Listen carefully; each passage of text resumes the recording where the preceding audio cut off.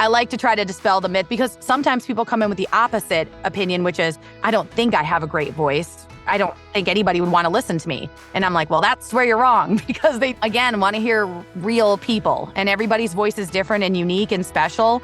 And so the more you're willing to embrace that, the easier the path could be for voiceover. Welcome to Side Hustle Hero, the show that is laser focused to inspire you to take action to start or to scale your side hustle income streams. I'm your host, Joan Posivy, author of The Way Success Works. The need to have a great voice, whatever that is just one of the myths that today's guest is here to dispel about the voiceover industry. Last year alone, Gina Scarpa voiced over 250 different projects as a professional voiceover actor. Working in the industry for the past 9 years, her track record of happy clients include VistaPrint, Burger King, Xfinity, and L'Oreal. While she points out the market is a little bit oversaturated, one of her superpowers is helping aspiring voiceover actors to discover what genres would be a best fit for their voice and personality. And you would be amazed at the variety and sheer number of genres available in the industry, beyond the ones most people think of, like commercials and animation. In today's episode, you'll learn from Gina how much it costs to get started as a voiceover actor and what you should do before spending any money. Insider tips for setting up your at-home recording studio space, what you can expect to earn, and what resources you can check out to understand what you should be charging in each genre, as well as best places to find agents to represent you, the biggest mistakes aspiring voiceover actors make that cause them to quit or not get booked, and so much more. Be sure to catch the end of episode takeaway to discover who you will absolutely not want to share your side hustle goals with. This tip helped me become a bank manager by the age of 22 and will help you move forward towards any goal you set. Now here is my conversation with the voiceover actor known in the industry as your new best friend, Gina Scarpa. Well, welcome, Gina. Thank you so much for having me. I'm so excited to talk to you today. There is so much I want to ask you about in regards to the voiceover business and how someone can earn money doing it as a side hustle. But first, how did you get involved in the industry? I got into voiceover through kind of a long route because I started in radio when I was just 18 or 19 years old. So it was way back in 1998. I was an intern at a station here in Connecticut, KC 101. And within about 6 months, I ended up on the air. And I did almost 10 years of radio in Connecticut and New York. I worked all the way up to a morning show. Nice. And really loved the industry. It was great. There were certain things about it that I think were difficult. It was very hard to be a female in radio. Most stations only had one female voice. So it was hyper competitive. The pay was not that great. And corporate radio was starting to take over. So we were kind of getting away from requests and really showing our personalities. So I ended up leaving and I got into entertainment reporting. And that led me to reality TV reporting. So I was a reality TV reporter for about another 8 years and podcast host. And I, like you, and I interviewed people from just about every reality show you could think of. So like, American Idol and The Amazing Race, Survivor, Project Runway. And in about 2014, I started looking at voiceover as a side hustle. In 2020, I went full-time, and now this is what I do professionally, making 6 figures a year. I'm a coach, and I absolutely love what I do. Fantastic. Quite the journey. All right, that's not how you don't all need to do radio for 10 years and then write for another 8. It's just everyone has a different journey, which I think is really great about voiceover. So you started voiceover in 2014, and you were doing it part-time as a side hustle? Yeah, I was working multiple jobs. I was a single mom raising my son. He's about to turn 26. So at the time, he was young and in school playing sports and I had missed radio and I was just kind of looking for something to do. So someone suggested getting a USB microphone and going on Fiverr.com and just trying to do voiceover. And now I've grown away from Fiverr and Upwork, but I know a lot of people use it as a side hustle or even as their full-time income. But that's just how I started in my journey, was just doing, little local commercials, phone greetings, videos for people. And it's grown so much over the years, especially as the pandemic has hit. So many people have gotten into voiceover that the market is a little bit oversaturated now. But when I started doing it, there weren't a lot of voice actors doing it, from home as a side hustle. And so what was going on business-wise that caused you to think, okay, I can focus on this full time and let the other side hustles go? Really the pandemic, because Okay. I would sort of like out of total necessity. So kind of leading up to going full time, what had happened was my family owned a business in Connecticut. My parents retired in 2019. They were looking at me to take over, but I didn't want to sit in board meetings and do budgets all day. I just wasn't, it's not in it for me. I am just a No. creative person, and I'm a teacher and a coach and a director at heart. So I was working with a lot of kids and teens, and I just didn't want to leave that behind.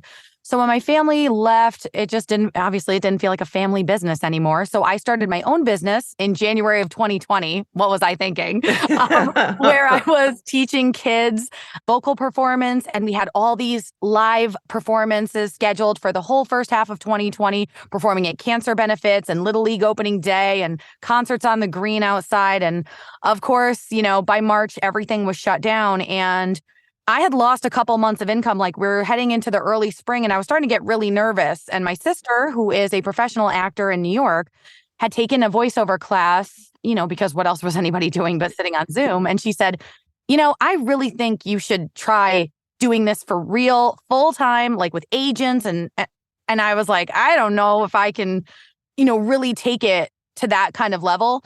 I mean, but by the end of the year, I had agents. I'd voiced my first national commercial, and I just never looked back from there. But it really just came out of necessity, like no backup plan, no savings. I had like $1,000 to my name, and I was like, it's either this or we're moving back home with my parents. Like, what else are we going to do?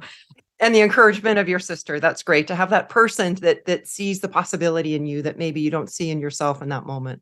100%. We actually have worked together. We grew up performing together. We're only a few years apart. And then when we became adults, we started directing together, teaching together.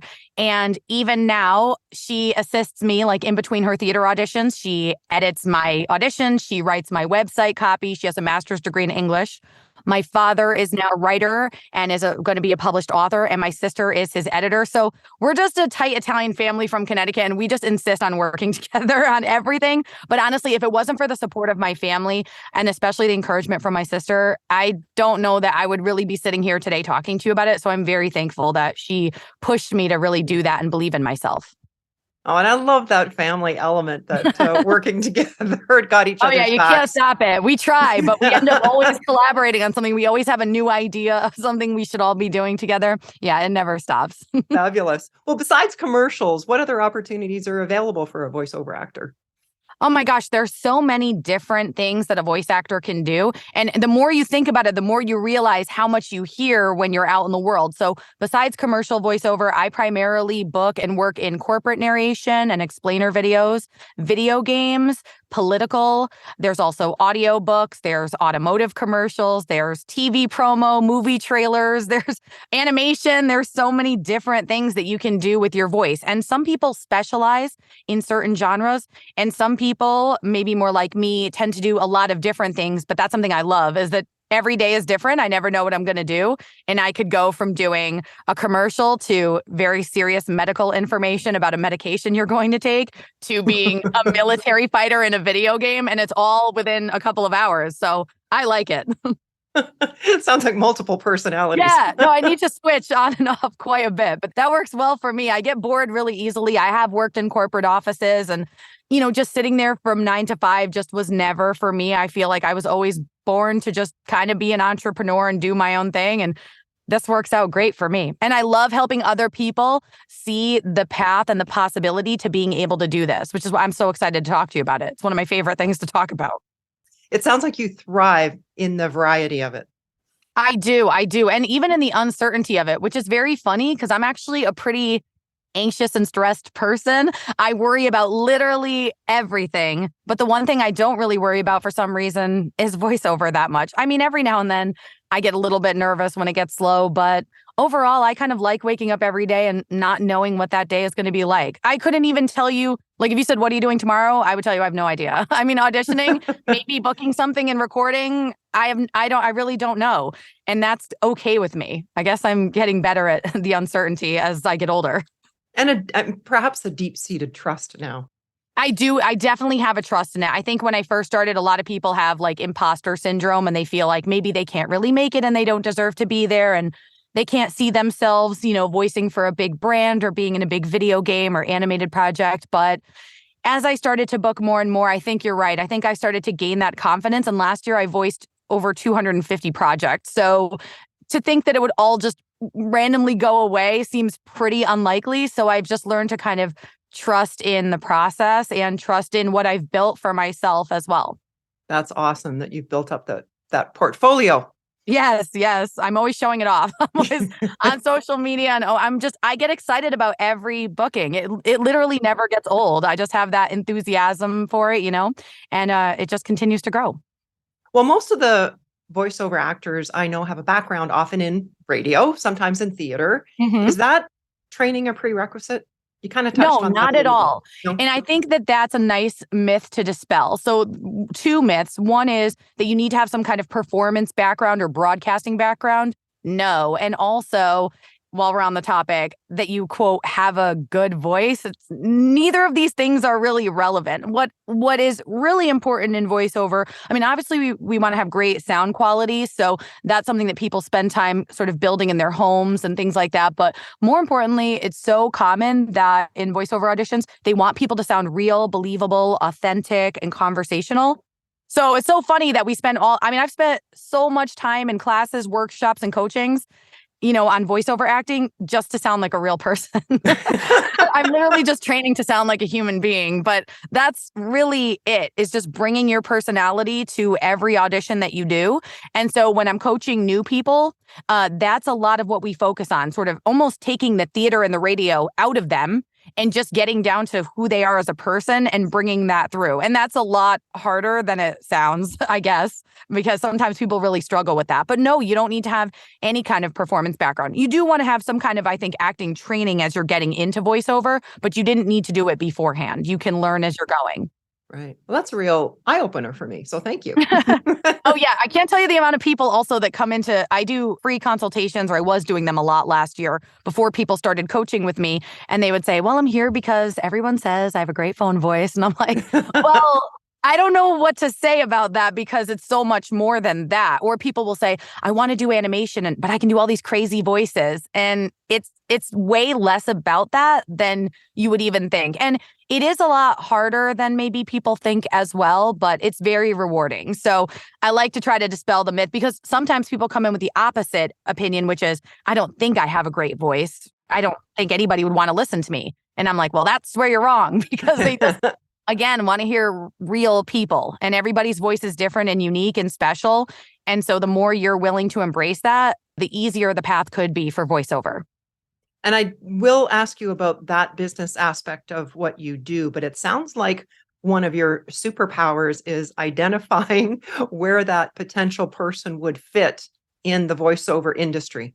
It's one of my favorite things to do as a coach. And before voiceover, I worked for so many years in theater, and I would always tell the kids and teens and college students that I directed, I'm like, I don't care. I'm not here for you to be a star. That's not what I'm interested in. I'm here to show you that you can do more than what you ever imagined. And I feel the same way. That's the same attitude I bring to voiceover, is trying to help people figure out where they fit and helping them be comfortable with themselves, which I feel like is way bigger than just voiceover. It's hard to just be yourself. It's hard to be vulnerable and let all of that in when you're coming into the booth. And I was just having a conversation with someone the other day, and I was saying, you bring it all into the booth, the good, the bad, the life experiences, all of it. And if you're willing to just share that in everything you do, even something as silly as like a funny Burger King commercial, like all of it. It just, you bring that all with you. So I love helping people feel comfortable and figuring out where they fit, what's special about them. What do they offer to the world of voiceover that nobody else can.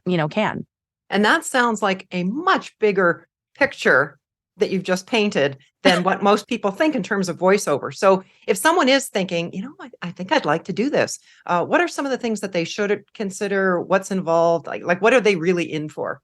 Yeah, I'm so glad that we're having this conversation because there's a lot of like side hustle social media content that's like, just get a USB mic and in your pajamas, you can read an audiobook and you can pay your bills. And I'm like, believe me, I wish it was that easy. But right. I mean, the biggest thing is getting a coach or a mentor. I think that's super helpful. Someone who's really working in the industry. It could be somebody like me. It might be even casting directors, offer coaching, studios, recording studios.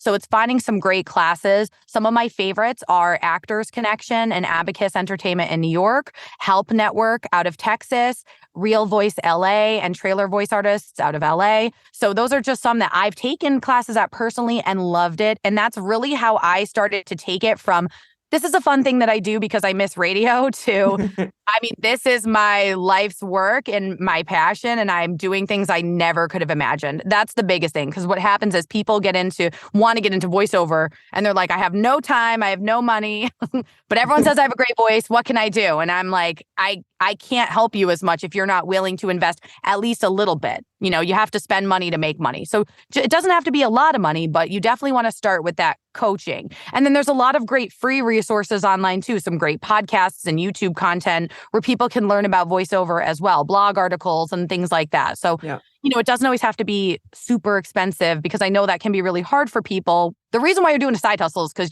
you need to make money. So it's not like everybody's just sitting around with like endless cash to be able to do this. So however I can help people feel like it's accessible is what I try to do. Awesome. Well, let's look at some of those startup costs. For example, the cost of setting up a pro home studio. Well, I would say typically maybe around $750 is a good place to sort of think about. I mean, what people will do is look online for a USB mic, like a Blue Yeti or something like that, and it's only $100, and they think they can start there. But then what happens is you're competing against people as you're going along that have really great sound setup. So I like to get my audio equipment at Sweetwater. I mean, you can certainly buy it on Amazon, but I kind of like the personal touch that Sweetwater has, and they're really audio experts. So having a great XLR microphone, which is different than a USB mic, is the way to go. So an XLR microphone plugs into an audio interface and then into your computer. It provides better sound quality.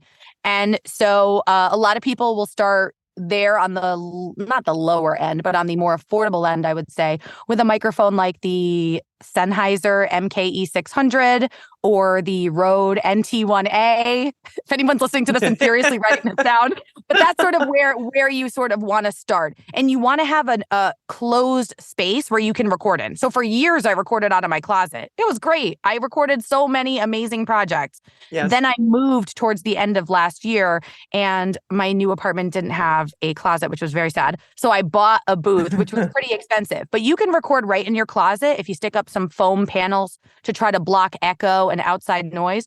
I would say, $600-700, somewhere in there, is a great place to be when you feel like you're ready to be competing for bigger jobs. When you're first starting, when you're coaching, you don't need to have any kind of microphone. You could just be on Zoom on your laptop. You don't need to have it yet until you feel like you're ready. And you shouldn't spend money until you feel like you're ready, or until you feel like, yes, this is what I want to do. That's why I think coaching is great as well. It kind of shows you, do you like this? Are you good at it? Do you want to invest the time and the money into this? But yeah, that's what I would say is a good place to start. Yeah. And of course, the coaching expense too, that's going to really vary in terms of the duration and who's doing the coaching. Yeah. And it can add up fast, I mean, it depends on how much people charge for coaching. Some people charge, $30, $40, or $50 for a half an hour. Some people will be charging $100, $200 an hour, and things like that. So, it's trying to find this combination of a coach who has the experience and maybe the personality that you're looking for, but also fits within your budget. And you can find coaches that fit what you're looking for. Definitely. Sure. There's a ton of us out there. So as far as expenses, you got the coaching, the home studio. What else are we looking at? website demos Ah, and things like that. So that's like sort of the next step once you feel like you're ready to put yourself out there. For a long time, I did my website on Wix. So it was super affordable, very easy, drag and drop. I didn't have to put too much work into it necessarily. And then recently, in the second half of last year, I swapped over to WordPress because I wanted more. I wanted it to have more customizable features, and I yes. wanted to make a bigger move with SEO and ranking on Google. But definitely need a website, and then you need either a demo or even just clips of your voice.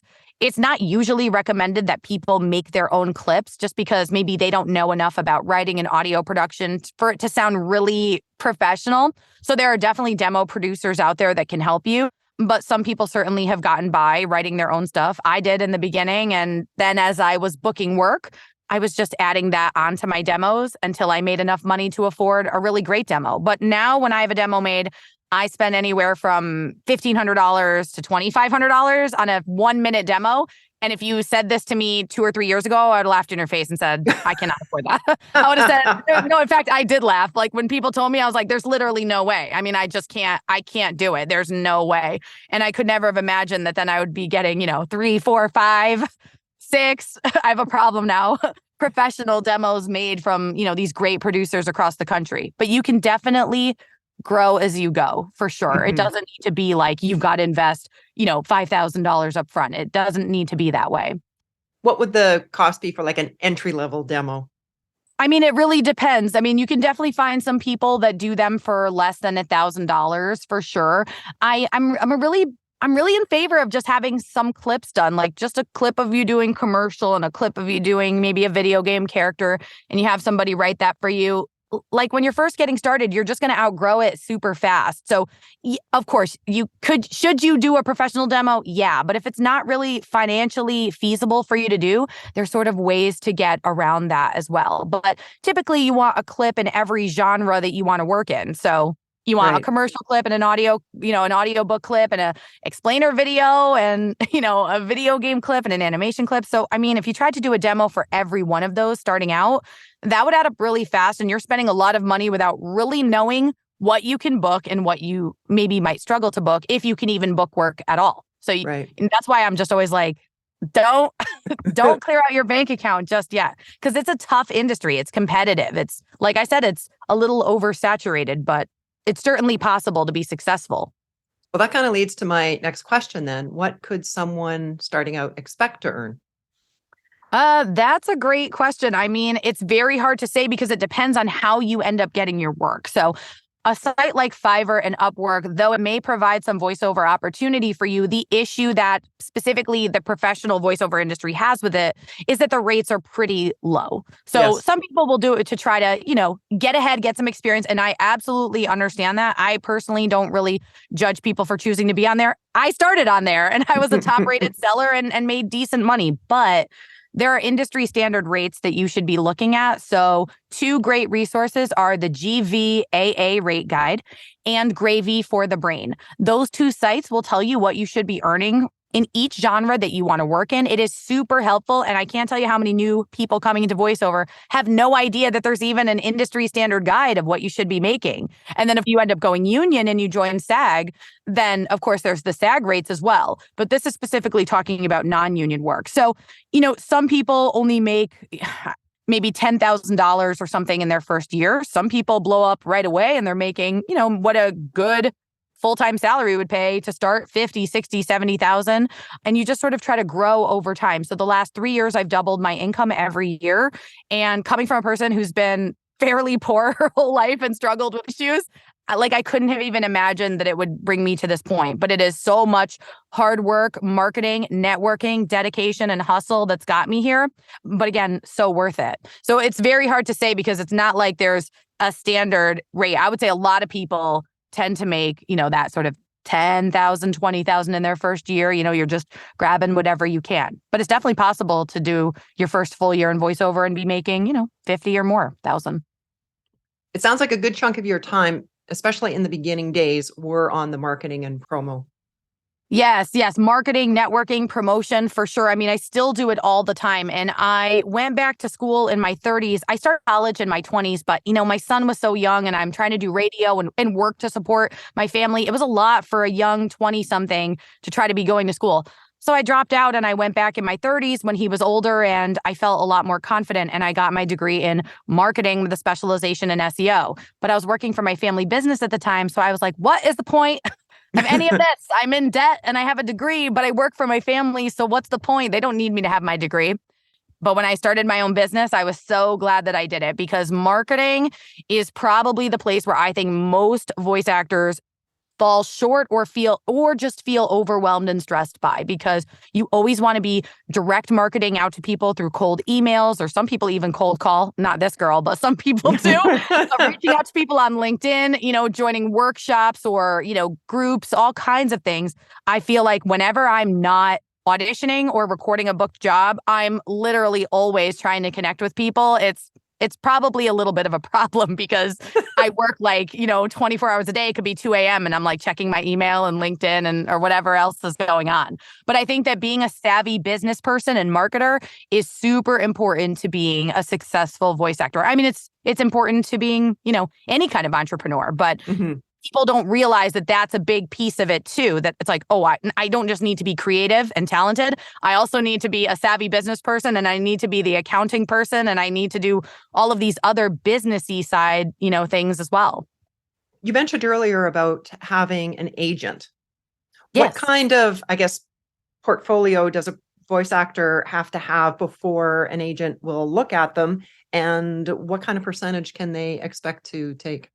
Oh, that's a great question. So something that's different about voiceover as opposed to live theater or on-camera actors where you might have just one agent is in voiceover, we often have agents in every major market. So I have an agent in New York, LA, Atlanta, Minneapolis, like all over the place. And they send different opportunities to me. And it started with having a New York agent first. The way I got my agent was I did a workshop night through Actors Connection in New York where I read for 3 different agents. And then I connected with one of them and spoke to them afterwards. I had booked L'Oreal. I did 10 videos with them on their YouTube channel during 2020 about how to dye your hair at home. And then I was doing a project, it's the pandemic, so we need to make content. And then I was doing a series of videos with VSP Vision Insurance for open enrollment. So I had these 2 brands that were sort of behind me and giving me ongoing work. And that signaled to my agent to have some trust in me. Like if L'Oreal would hire her, who else would hire her? There's some agents that want to see that sort of resume that's built where you can name drop brands or projects that you've worked on. But I've seen a lot of agents, especially lately, who will take a chance on someone who's new. They're looking for a new and fresh voice, someone that they haven't necessarily heard. And I've seen big agencies pick up people with no demo, very little booking experience, maybe don't even have a website yet, but they join a workshop and they read for them and they're like, wow, you've got something really special. So it really depends on the agency. Some agencies take 10% of what they book for you. Some take 15%. If they're taking 20, that's too much. And then some of them or a manager might take 10, 15% of everything that you book, whether you book it with them or not, because they're managing your career. And so you have you have agents and you have managers, but you're always paying a percentage to somebody for something. So there's a lot of different ways to get agents, but you can submit to them. All of their websites usually have submission information. Definitely taking workshops with them that's what I recommend, because I feel like having that face-to-face, even over Zoom, is super important. And it gives you a sense of who they are too. Do you want to work with this person? Do you even feel like they believe in you? Is this who you want to talk to every day of your life? Yes or no? So I think that's really important too. I feel great about the people that represent me and them being on my side and in my corner. So definitely very helpful. But I always say it's the icing on the cake. You're the cake. You're going to do most of the legwork. And they're just the icing on the cake to bring you some really amazing projects and opportunities throughout the year. So even if you do have an agent, don't think that you can just sit back and the work's going to just fall into your lap. No, because that's what I thought. I remember when I got my agent, I was like, this is great. I don't need to hustle anymore. Fantastic. And it was like, oh, no. We're not only do you need to keep hustling, it's almost like we want to hustle more because I started booking more and seeing the potential of what I could do. And I was like, oh my gosh. So no, I'm always hustling literally every day, 365 days a year, trying to find new opportunities, connect with new clients, check in with old clients, just get my work out there. Like I said, the agent is there to be your partner. A manager is great because they sort of guide your career more and you're able to have sort of deeper conversations with them. For me, with my manager, we were talking about me pushing into TV promo. I'd love to be the voice of a network. I love kids promo like Disney and Nickelodeon. So, she and I had a conversation about that. And that led to me doing a ton of coaching last year, a new demo, and now pushing into promo. But that's her job, is to help, kind of guide me in the right way and show me where she thinks I fit. And is that a little bit more advanced edition? So someone would have their clips, then the demo, then an agent, then multiple agents, and then the manager? I guess the agent or the manager could come at any time. I mean, okay. You can have a whole full-time career that's successful without an agent. But they're super helpful to have because they have access to things that you're just really never going to get on your own most of the time. There have been times when I've gotten opportunities that either an agent didn't send me for whatever reason, or my agency didn't get it. But because I connected with the studio or the casting director, they said, hey, Gina, I have this thing for you. But that's once in a blue moon. So that's sort of why you want the agent or the manager. Mm-hmm. But you could do those things, sort of at the same time. I think it's good to feel, the most important thing is that you feel like you've really done the coaching and the training and you're ready for professional work. You have a professional setup and you know how to do a directed session if you're going to connect with somebody from home. If you don't feel ready for those things, then it's probably not great to be talking to an agent. And what I think a lot of people do is they get excited and they sort of submit too early to an agency and they're not really ready for what comes along with it. And they expect you to really be available to auditions. So let's say you work a 9 to 5 and you've got kids, and by the time you really can touch voiceover, it's late at night. That might be hard with an agent because sometimes they want it back immediately. It's a competitive industry and they're like sharks. They want to book it for their people and I don't blame them. So, speed is definitely very important to them, and reliability. Absolutely, yes. And that agent is going to tend to be sending work to those voice actors that he or she knows is reliable and speedy and does a good job. Oh, yeah. I even just did a workshop through my manager with a casting director who was saying she recently did an audition. She received 1,200 submissions from voice actors, all professional, by the way. So it's not like some of them are bad. It's like we all were with agents. So just from the agencies, 1,200 submissions. And the first way that she weeded everybody out was if you didn't follow directions and label your file correctly, which is the bane of voice actors' existence because everybody wants it done differently. It's like, oh, don't put any spaces, but put an underscore in the file title. Nope, add a space and then a dash. I read them over like 100 times because I'm like, did I label my file correctly? Because she was saying, if you can't follow simple instructions, I don't need to hear anything else. So, I mean, just that right there is something, it sounds silly, but just the ability to follow directions and make the job of your agent or the casting director easy can really put a lot of points in your favor. Again, you see, there's so much more than just, I have a cool voice. It's like a million other things have nothing to do with it. Like,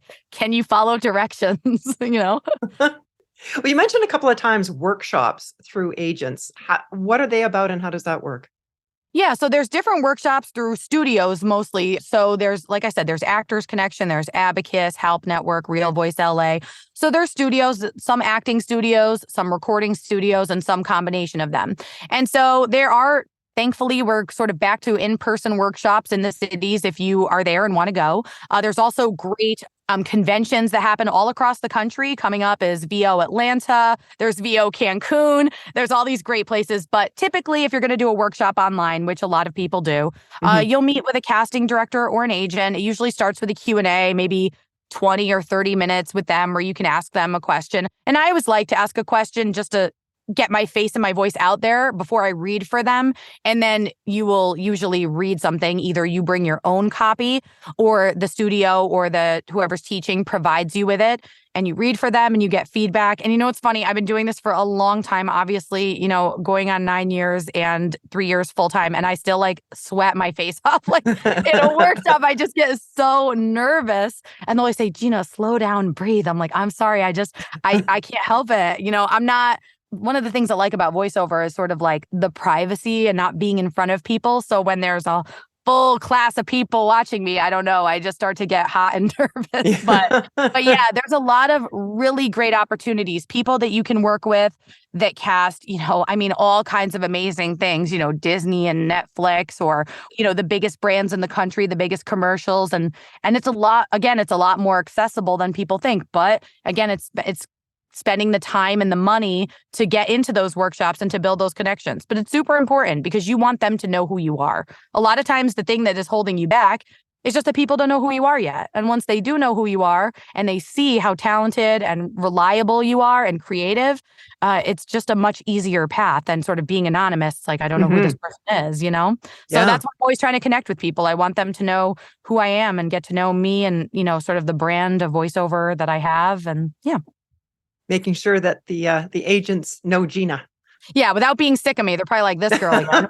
Oh, it's Gina. Some of them are probably like, oh, it's Gina again. But, I try to do it in a way that's, some people really do over bother agents, as you can imagine, agents, casting directors, or they don't really speak very respectfully or professionally, like, because they're just so hungry for the job that they kind of maybe forget. So, when I'm reaching out to people, I like to check in, maybe quarterly. If that, sometimes it goes on longer than that just because I get busy. And then I'm like, oh my gosh, I haven't checked in with anybody in forever. But yeah, I do like to try my best to stay top of mind and just remind them of the great relationship that we have or the potential of working together. I think that's really important as well. But it's a very fine line to walk without people being like, shut up and go away. You know what I mean? I think every quarter or every 6 months is not overdoing it. And I always say you should have something new to say, not just, hi, it's me again. Do you have any work? Like, that's kind of rude and presumptuous. So I might say, hey, Happy New Year. We last spoke in October. And since we last chatted, I have finished my new video game demo, my promo demo. I just did a commercial for the holidays with VistaPrint. So I have new things to share. I'm not just like, hey, it's me. Do you have anything? It's like, I didn't have anything then and I don't have anything now. Like, what would have changed if I wanted to talk to you? I would reach out. So it's good to just check in and have something new to say, even if it's, I upgraded my studio. I took a new class, I read this article and it made me think to reach out to you. Anything, but just to say, hey, it's me, isn't really a great way for anybody in business to check in with a client or a potential client. Yeah, but that's great. You're putting yourself out there and they know too that you're still in the industry and still looking for work. Yeah. In fact, when I moved, I emailed everybody because I was saying, hey, when you send out your tax forms, I have a new address. And some clients were like, oh my gosh, I'm so glad you emailed me. I have a new project. I was like, well, this is great. This worked out perfectly. Thank you. Yeah, I was really excited. But, something like that was a great reason to reach out to everybody and say, for January, just update your tax stuff for me, which sounds really boring, but it ended up leading to a couple of new projects towards the end of the year as well. Perfect. Well, what's the biggest mistake an aspiring voiceover actor makes that causes them to leave the industry or not get booked? And I know you've mentioned some of them already. Okay. Well, I feel like one of the biggest mistakes is that people get demotivated and dejected way too easily. You've got to have really thick skin. Someone just was saying to me, I was coaching someone, they said, I take every no personally. And I was like, man, I would have quit this industry long ago if I took every no personally because, some days I'll do 20 auditions a day. 30 really I'd say 20 is where I try to be. So 20 auditions a day, every day. If I got mad every time somebody said no, I wouldn't be able to make it. So it's really having thick skin and not taking it personally. It actually has nothing to do with you at all. So one example I give people is if we went out for ice cream and I said to you, Joan, you can pick any ice cream flavor that you want. And you said, I'll take cookies and cream. And I said, why did you reject these other flavors? You'd be like, I didn't. I just picked my favorites. Exactly. It has nothing to do with the other 50 flavors on the menu. You just wanted what you wanted and you knew that when you walked in the door. And that's sort of how voiceover is as well. And then the other mistake, I think, is just being a little too overeager and pushy and not really maybe being respectful or just taking the time to put in the work it takes to be successful. But I promise that if you do that, it leads to so many better things than always just trying to rush ahead. And take it from a girl who's literally always trying to rush, that I had to really learn to slow down and trust the process, which is a new feeling for me because it's not one of my strong suits. I've always been a very, very impatient person. And this is something that the industry has taught me. I think it's very smart of you that above and beyond the voiceover work that you're doing, you decided to branch out beyond just that type of work. Tell us about Positive Voices Studio. Oh, yeah, thanks. So actually, Positive Voices Studio was the vocal performance studio that I opened in January of 2020. And I transitioned it fully into a voiceover recording and education studio about halfway through the year of 2020. So I will say that I make six figures just on voiceover work alone. The coaching and the education component that I do is for a few reasons. One, because I genuinely love helping people and I just wanted it to be this additional service that I could provide. I feel like voiceover has given me, in a lot of ways, it kind of gave me my life back because I started doing it at a time when I think life was very hard for me and I was coming off of a tough few years. So I want to sort of give that hope to other people. And then also it's just a nice and fun thing to do. If coaching went away tomorrow, I would still be able to fully survive and be happy, I guess, but I would definitely miss that connection that I make with people. Positive Voices Studio does a lot of different things. We do educational classes and workshops. I do one-on-one coaching. We have a roster of amazing child, teen, and adult talent, which sometimes finding great kids and teens for your voiceover projects can be hard. So I have a wonderful roster of people that are all professional that can do projects for people. And then we also do some really affordable recording services for people. We do demos and clips. And then we also do branding and writing for people as well. So we just try to be a nice support system for voice actors that are aspiring or that are already on their way. And the reason why I chose that Positive Voices is just how I really try to be every day. I really try to be positive and helpful.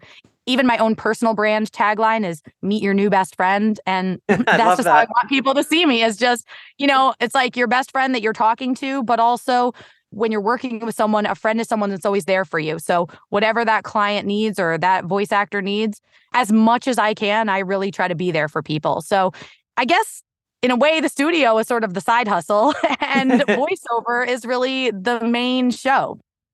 That's how it's evolved.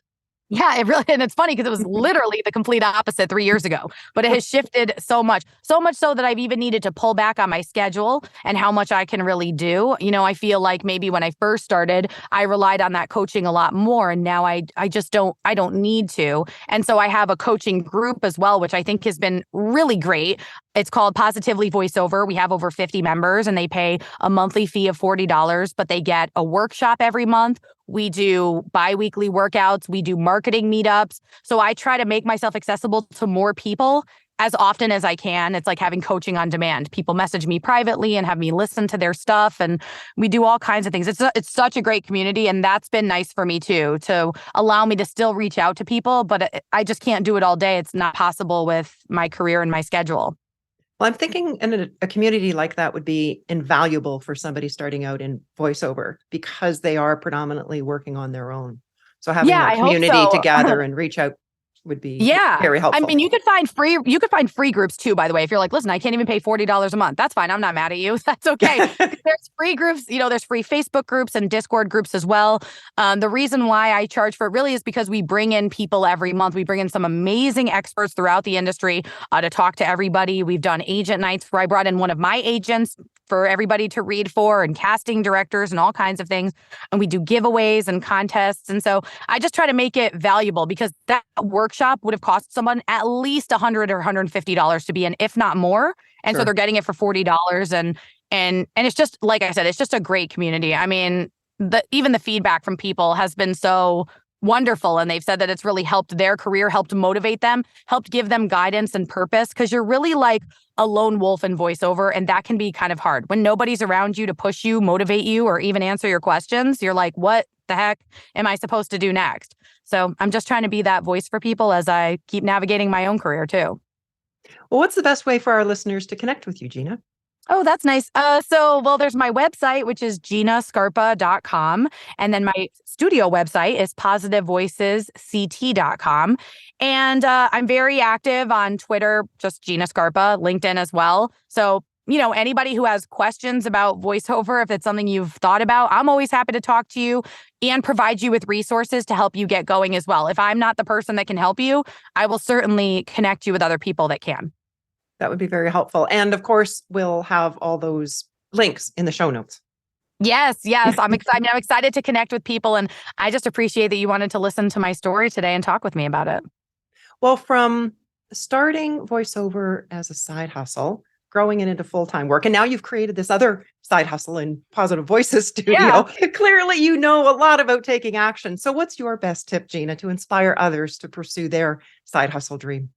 I think the biggest thing is to just stop being afraid, because I wish that I had had the confidence in myself to do this a long time ago, but I was sort of swayed by the opinions of people around me and even the way I felt about myself. And when I just started to open myself up to the possibilities, I just I could not have imagined what it would do for me to be on, national TV commercials and in video games and working with brands that are just incredible. And it's all just from taking that leap of faith. Like, you don't know unless you're going to actually try. And also, it is truly never too late to change directions and do something else. There's nothing stopping you but you. Even if something feels far away, it can be done and it can be achieved, even just little by little. So that's what I would say. I just have that faith in yourself. And if you've got this passion or this idea, just go for it. I know that sounds cheesy and simple, but it's so true. It can literally change your whole life. I was just going to say, it certainly has changed yours. Oh my gosh, in more ways than I could even spend on this podcast telling you, I swear. Well, thank you so much, Gina, for sharing your insider's perspective of the voiceover industry and what's involved to make it a side hustle. And of course, for being today's side hustle hero. Thank you. It's my favorite topic. So I loved talking with you today. Thank you so much for having me. I love her closing tip of just stop being afraid.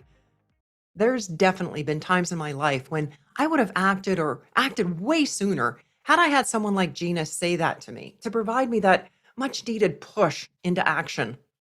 You recall it was her sister who suggested that she should do voiceover as a full-time career, complete with a manager and agents, and Gina replied, I don't know if I could take it to that level. Having someone in your life who can see more in you than you see in yourself is huge. That person could be a trusted friend, a close relative, or someone you're working with, like a mentor or a coach. In those moments of self-doubt, having someone say, you can do this, you can so do this, can be absolutely life-changing, as it was for Gina. On the other hand, if someone's telling you you can't, well, as you may know, that can shut you down.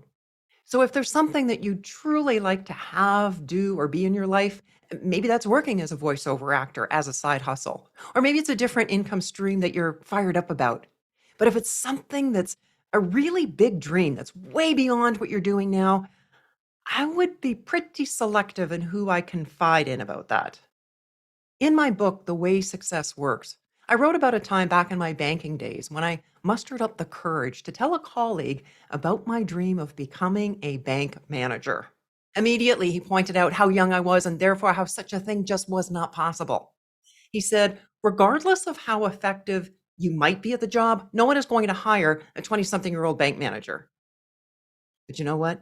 He taught me something very valuable that day, and that was to not share my big goals and dreams with anyone unless I knew they were going to be supportive. Otherwise, there's no value. I mean, I welcome someone wanting to brainstorm with me, challenge me in a constructive way, but this was not that. We continued to work together for a number of years, and I loved his sense of humor and his way of interacting with the staff, but any conversation with him about my big goals was off the table. But fortunately, by then I understood that that was just his opinion and that I shouldn't let other people's opinion of what I can and can't do alter my goals. And of course, the exact same thing can be said about you. No one else can even guess at the depths of your potential and what you're truly capable of. Eventually, I was offered and accepted the role of bank manager in a Canadian financial institution at the age of 22. And I got to tell you, to this day, I still need and appreciate that voice of someone pushing me and saying, you can do this. You so got this.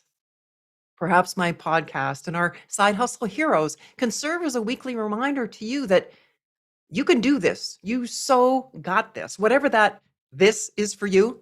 Because remember, if you can see yourself in your mind's eye already in possession of the good that you desire, it'll only be a matter of time through focus, dedication, and action that you'll experience it in the physical.